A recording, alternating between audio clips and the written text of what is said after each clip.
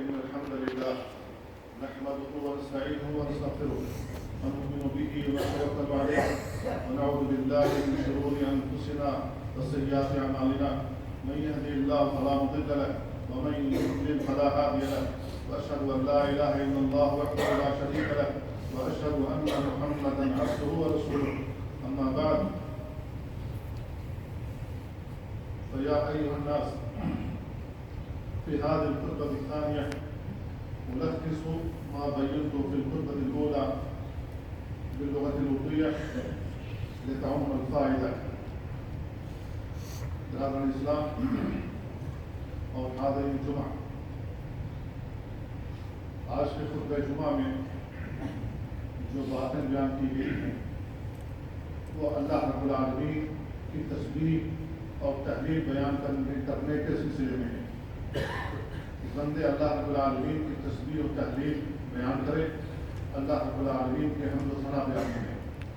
تسبیح کا معنی ہے تنزیہ.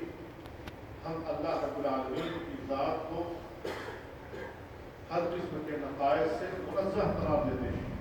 ہر قسم کے وجود سے اللہ رب العالمین کی ذات کو منزہ قرار دیتے ہیں کہ اللہ رب العالمین کی ذات تمام قسم کے وجود سے مبرہ ہے، منزہ ہے. یہ سبحان، یہ تسبیح کا معنی ہے. تو جو شخص اللہ رب العالمین کا ذکر کرتا ہے وہ گویا کہ اللہ رب العالمین کی تفسیر بیان کرتا ہے کہ جن لوگوں نے اللہ رب العالمین کی جانب غلط باتیں منسوخ کی ہیں، چاہے وہ اللہ رب العالمین کے سلسلے میں اللہ تعالیٰ کا کوئی لڑکا ہے، کوئی لڑکی ہے، مشرکین مکہ کا عقیدہ تھا فرشتے اللہ کی بیٹیاں ہیں، ظاہر ہے کہ یہ ساری چیزیں اللہ رب العالمین کی جانب منسوخ کی جا رہی ہیں. بحیثیت مومن، بحیثیت مسلمان، ہم اللہ رب العالمین کی تسبیح بیان کرتے ہیں کہ اللہ تعالیٰ کی وجوہ سے پاک ہے، ان نقائص سے پاک ہے، ان چیزوں سے پاک ہے. اللہ رب العالمین نے سورہ اخلاص جب نازل کی تھی تو سورہ اخلاص کی شان نزول یہی ہے کہ جو مشرکین مکہ نے کہا کہ انصب لنا ربک، اپنے رب کا نصرنامہ ہم سے بیان کی تھی. اللہ رب العالمین نے یہی سورہ اخلاص نازل کی تھی. قل هو اللہ احد، اے نبی آپ کہہ دیجیے کہ اللہ ایک ہے. اللہ الصمد، اللہ بے نیاز ہے. لم یلد ولم یولد، اللہ رب العالمین پیدا ہو نہ پیدا کیا گیا ہے. ولم یکن له کفوا احد، اللہ رب العالمین کے مثل کوئی، ولم یکن له کفوا احد، اللہ رب العالمین کا ساتھی کوئی نہیں ہے، اس کا ہمسر کوئی نہیں ہے. اللہ رب العالمین کا نہ کوئی ساتھی نہ کوئی ہمسر. تو جو بھی ہم تسبیح اللہ رب العالمین کے بیان کرتے ہیں اس میں بہت ساری تسبیحات ایسی ہیں، بہت ساری تسبیحات ایسی ہیں جو نماز کے اندر ہم پڑھتے ہیں. نماز کے اندر چاہے سبحان رب العظیم ہو، چاہے سبحان رب الاعلیٰ ہو، یہ نماز کے اندر پڑھی جاتی ہے. اس کے علاوہ اور بھی تسبیحات ہیں جنہیں رسول اللہ صلی اللہ علیہ وسلم نے بیان فرمایا ہے. سیدی تسبیح میں سے، تسبیح کے سیبوں میں سے یہ ہے سبحان اللہ یا سبحان ربی. اگر کوئی شخص کہتا ہے اللہ رب العالمین تسبیح بیان کرتا ہے. اور اللہ رب العالمین نے قرآن مجید میں کہا سبحان اللہ عما یصفون. جو لوگ، یہ مشرکین ہوں چاہے یہود ہوں، جو بھی چاہے عیسائی ہوں، یہ لوگ جو اللہ رب العالمین کی جانب غلط باتیں منسوخ کرتے ہیں، ہم اللہ کی ذات کو پاک اور مبارہ جانتے ہیں. ہم اللہ رب العالمین کی تسبیح بیان کرتے ہیں سبحان اللہ عما یشرکون. اللہ رب العالمین کے ساتھ جن چیزوں کو یہ شریک بنا رہے ہیں ہم اللہ کی ذات کو اس سے منزہ قرار دیتے ہیں، اللہ کی پاکی بیان کرتے ہیں. تو سبحان رب کی حرمت الا بشر رسولہ، اللہ رب العالمین نے اس میں بھی تسبیح کا الفاظ بیان فرمائے ہیں.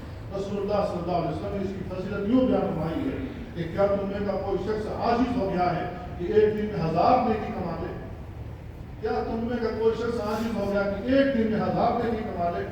سوال کرنے والے نے سوال کیا اللہ کے نبی کیسے 1000 نیکی کمائی جا سکتی ہو؟ ابھی ایک دن میں آپ نے بیان فرمایا کہ 100 بار تسبیح بیان کر دیا کرو، تمہارے لیے 1000 نیکی لکھی جائے گی، 1000 گناہوں کو مٹا دیا جائے گا. صرف سبحان اللہ کہنے کی وجہ سے اللہ رب العالمین 1000 نیکیاں لکھ دیتا ہے اور گناہوں کو 1000 نیکیوں کو مٹا دیتا ہے. اللہ کے نبی صلی اللہ علیہ وسلم نے دوسری حدیث میں بیان فرمایا سبحان اللہ والحمدللہ. یہ دونوں ایسے کلمات ہیں جو آسمان و زمین کے درمیان جتنا اسپیس ہے، جتنی جگہ ہے، یہ اس کو بھر دیتا ہے. آسمان و زمین کے درمیان جتنا بھی اسپیس ہے، یہ صرف 2 کلمات اگر کوئی شخص پڑھ لے تو گویا کہ آسمان و زمین کے درمیان بھر جاتا ہے. یہ اتنی عظیم کلمات ہے. رسول اللہ صلی اللہ علیہ وسلم نے بیان فرمایا کہ میں سبحان اللہ الحمدللہ ولا الہ الا اللہ اکبر پڑھوں تو یہ مجھ کو زیادہ پسند ہے جس دن سورج طلوع ہوتا ہے اس دن سے زیادہ محبوب ہے کہ میں یہ تینوں کلمات کم سے کم پڑھ لوں. تسبیح کے سیموں میں سے سبحان ربی العظیم ہے. رسول اللہ صلی اللہ علیہ وسلم نے نماز میں اس کو خود پڑھا, پڑھنے کا حکم دیا, صحابہ بھی پڑھتے تھے. اللہ کے نبی صلی اللہ علیہ وسلم نے یہ دعا کہاں سے لی؟ اللہ رب العالمین نے کہا فسبح بسم ربک العظیم, اے نبی آپ اپنے رب کی تسبیح بیان کیجیے جو عظمت والا ہے. اللہ کے نبی صلی اللہ علیہ وسلم نے اس کو رکوع میں کیا, سبحان ربی العظیم, اللہ رب العالمین کی عظمت بیان کی اور تسبیح بھی بیان کی. اور سجدے میں پڑھی جانے والی دعا سبحان ربی الاعلیٰ, اللہ رب العالمین کی اس قول سے اللہ کے نبی صلی اللہ علیہ وسلم نے اکثر کیا سبحان ربی سبح اسم ربک الاعلیٰ. جب اللہ کا نازل کی نبی کریم صلی اللہ علیہ وسلم نے کہا کہ اس کو سجدے میں بنا دو, جو کہ اعلیٰ ہے, ارفع ہے. ہم اس ذات کی تسبیح بیان کرتے ہیں. اور تسبیح کے صیغوں میں سے یہ ہے جیسا کہ ام المؤمنین عائشہ رضی اللہ تعالیٰ عنہ کی حدیث ہے سبحانک اللہم ربنا و بحمدک اللہم اغفر لی. نبی کریم صلی اللہ علیہ وسلم نے یہ دعا اس وقت بیان فرمائی جب اللہ تعالیٰ نے یہ آیت نازل کی فسبح بحمد ربک واستغفر انہ کان توابا. سورہ نصر کی آیت ہے. اللہ رب العالمین نے آپ نے اللہ کے نبی صلی اللہ علیہ وسلم کی آخری عمر میں یہ آیت نازل کی تھی, یہ سورۃ نازل کی تھی. اور اس میں یہ حکم دیا تھا فسبح بحمد ربک, اپنے رب کی حمد کی تسبیح بیان کیجیے, واستغفر اور اسی سے استغفار کیجیے, انہ کان توابا, وہ توبہ قبول کرنے والا ہے. تو نبی کریم صلی اللہ علیہ وسلم اللہ تعالیٰ نے یہ حکم دیا تو اللہ کے نبی صلی اللہ علیہ وسلم نے یہ دعا بیان فرمائی کہ اس کو سجدے میں پڑھا کرو. اللہ کے نبی صلی اللہ علیہ وسلم سجدے میں بھی یہ دعا پڑھتے تھے, صحابہ کرام بھی پڑھتے تھے. اور اللہ کے نبی صلی اللہ علیہ وسلم رکوع اور سجدے میں سبوح قدوس رب الملائکۃ والروح یہ دعا بھی پڑھا کرتے تھے. تسبیح کے صیغوں میں سے ایک صیغہ یہ جو رسول اللہ صلی اللہ علیہ وسلم نے بیان فرمایا. ام المؤمنین عائشہ رضی اللہ عنہا کہتی ہیں کہ میں رسول اللہ صلی اللہ علیہ وسلم کے پاس سوئی ہوئی تھی, اللہ کے نبی صلی اللہ علیہ وسلم میرے پاس سوئی ہوئی تھی, باریک گویا کہ ہوئی کی تھی.